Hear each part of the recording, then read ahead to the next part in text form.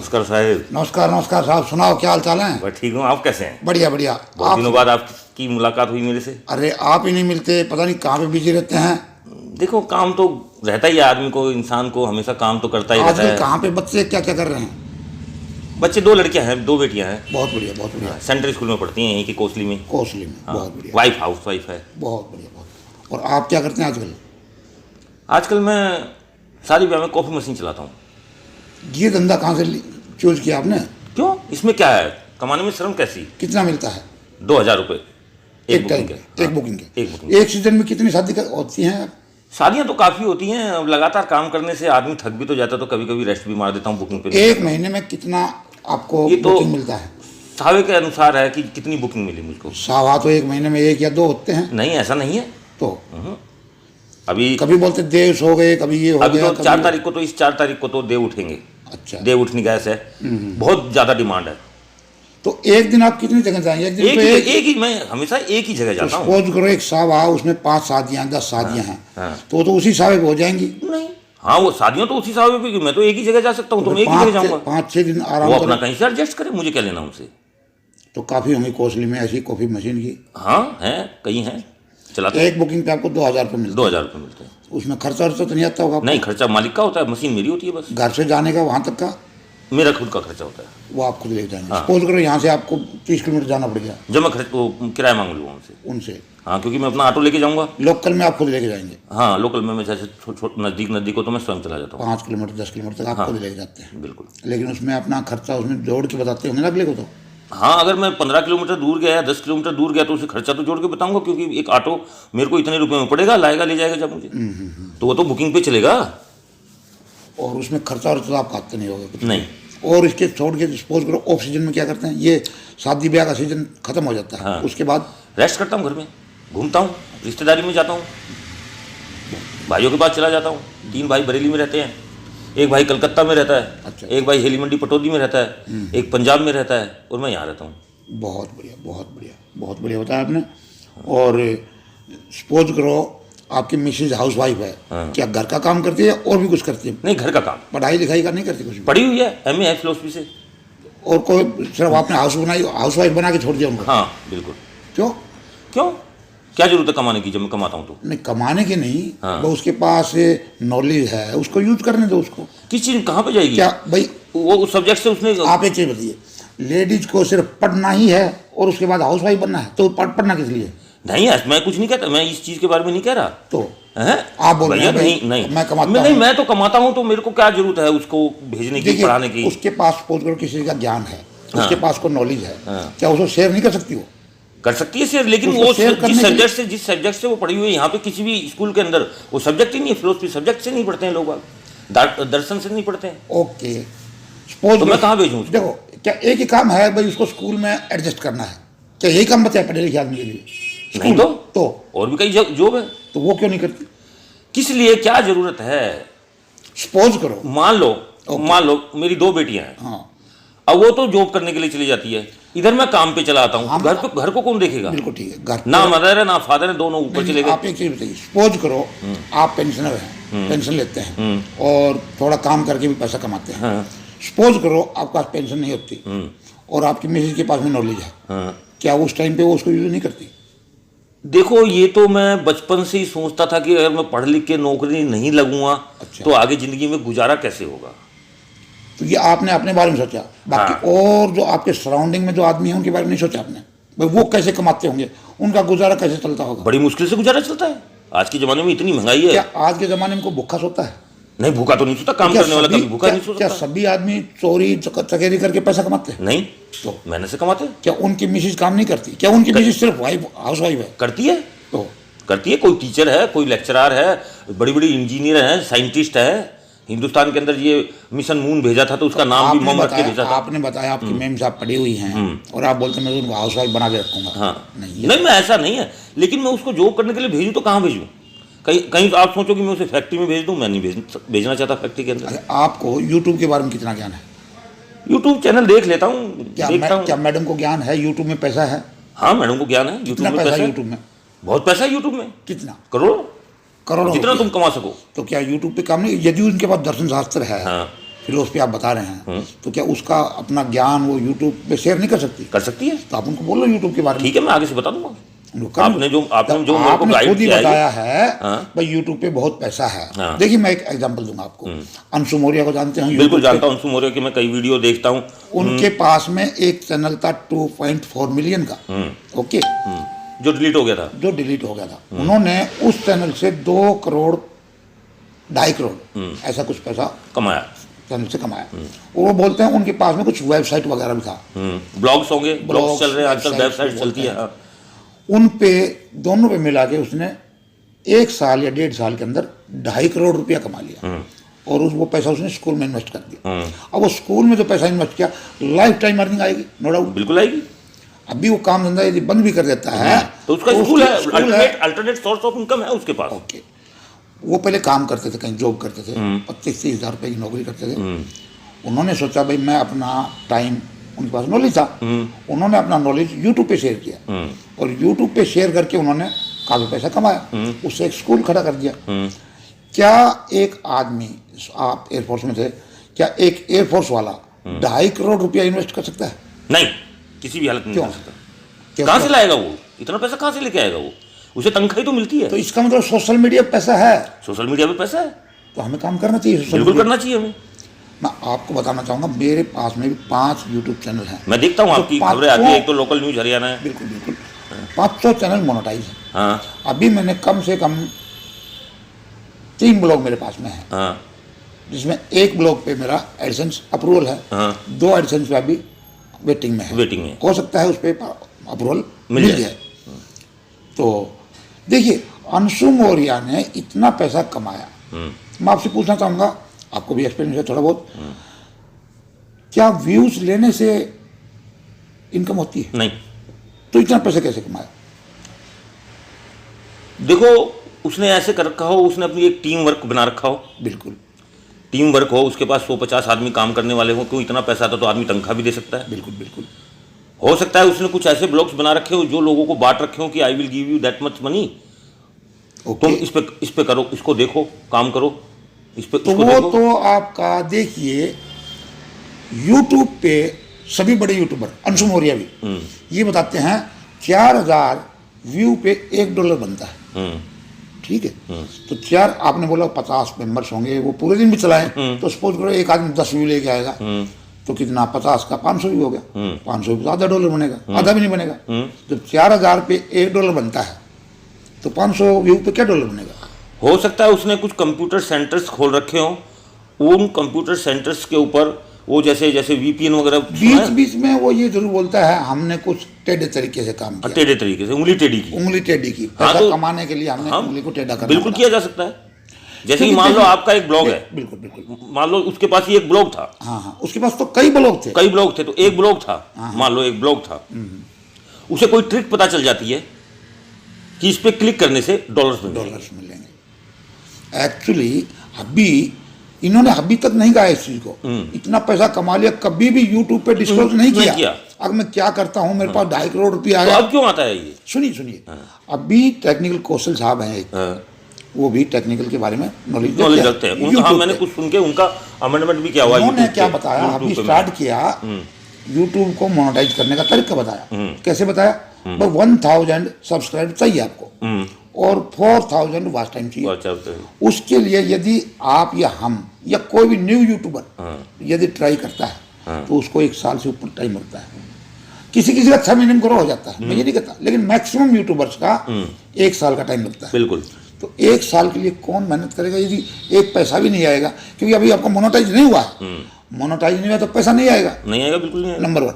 Number 2, जब आप daily video डालेंगे 1 साल तक, तब कहते हैं कि 1000 सब्सक्राइब बन जाएंगे मुश्किल से। पूरा आप हार्डवर्क करेंगे, आपको टैग, टाइटल, डिस्क्रिप्शन ये भी डालना पड़ता है, वही बताते हैं। लेकिन ये तो न्यू यूट्यूबर को पता ही नहीं होता। बिल्कुल थंबनेल अच्छा बनाओ, अरे थंबनेल उसको आता ही नहीं, तो बनाएगा कैसे? तो टेक्निकल कौशल साहब ने ये बताया भाई 1000 सब्सक्राइब आप परचेज कर लीजिए, प्लस 4000 आवर्स भी परचेज कर लीजिए, और आप 1 हफ्ते के अंदर चैनल को मोनेटाइज करवा लो। उसके बाद में जो भी वीडियो डालेंगे, जितना व्यू आएगा, 20, 10, 50, 100, जितना भी, तो उस पर आपको इनकम मिलेगी। हाँ मिलेगी इनकम। एक मिनट, टेलीफोन आ रहा है, थोड़ी देर बाद टेलीफोन करूंगा छोटो। ये दोस्त था दादरी से। अच्छा। हाँ 10 15 20 व्यू आ गए, तो कुछ तो इनकम होगा, कुछ तो इनकम होगा। 10 रुपया आएगा। हाँ 10 रुपया। कब से? फर्स्ट डे से। फर्स्ट डे से। ओके, देखिए यूट्यूब पे पब्लिक सोचती है हमें पैसा चाहिए। हम भी किसी को एक दो बताते हैं भाई ऐसे यूट्यूब पे काम करें तो पैसा आएगा। तो पैसा आने के लिए स्टार्टिंग में यदि 10 रुपया आता है तो बहुत कम लगता है, बहुत कम लगता है। लेकिन यदि विचार करें, इन्वेस्टमेंट कितना किया? जीरो। Investment zero. इनकम चाहिए उसको 500 रुपया पर डे। 500 रुपये पर डे। नॉलेज जीरो, कुछ भी नहीं है। Qualification zero. और उसको इनकम कितनी चाहिए?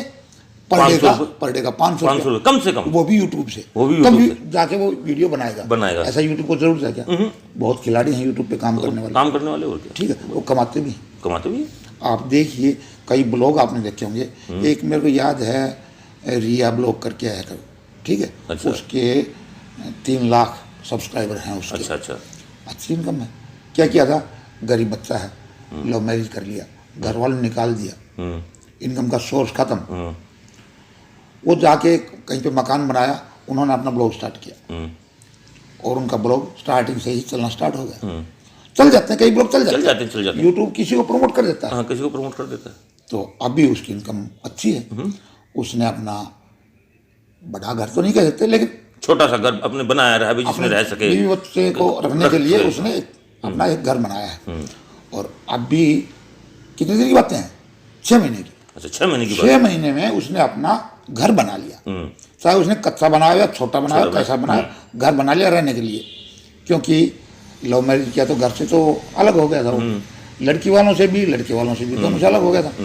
अभी देखिए, सपोज करो कोई भी बच्चा लव मैरिज करता है, हालांकि परमिशन मिलना चाहिए।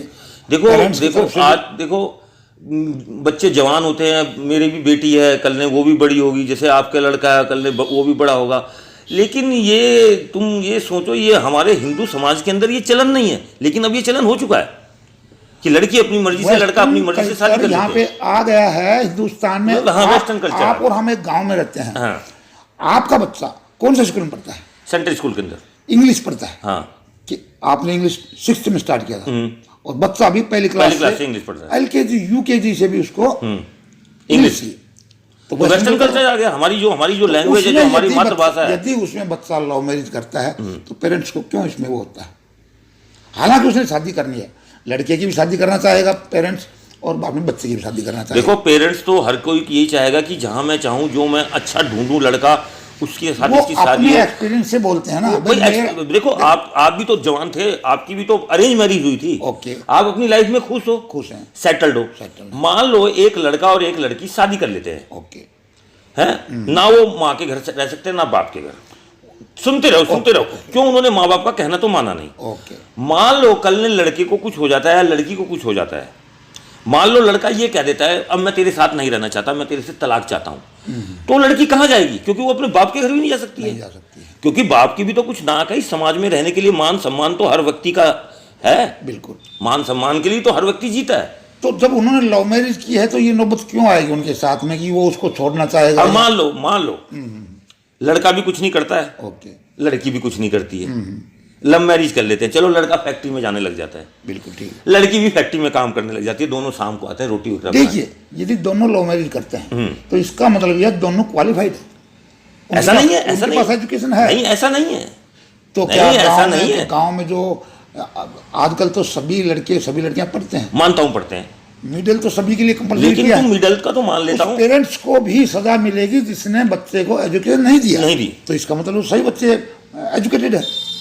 तो देखो, एजुकेटेड होने से अगर तुम समाज की नीतियों को तोड़ के अपने आप आगे बढ़ते हो। कभी आप सोचो कि अगर एक बच्चा, लड़का और लड़की दोनों शादी कर लेते हैं। कल ने वो, चलो ठीक है, वो अपना पैसा कमा रहे हैं, सब कुछ कमा रहे हैं, अपने बच्चों को पाल लेते हैं। कल ने उनके भी एक लड़की है। अगर वो बाई चांस उन्हीं के सामने लव मैरिज करती है तो उस माँ बाप को कैसा लगेगा? क्योंकि उसकी तो बेटी जा रही है और वो भी उससे शादी करती है कि जिस लड़के के पास सोर्स ऑफ इनकम नहीं है।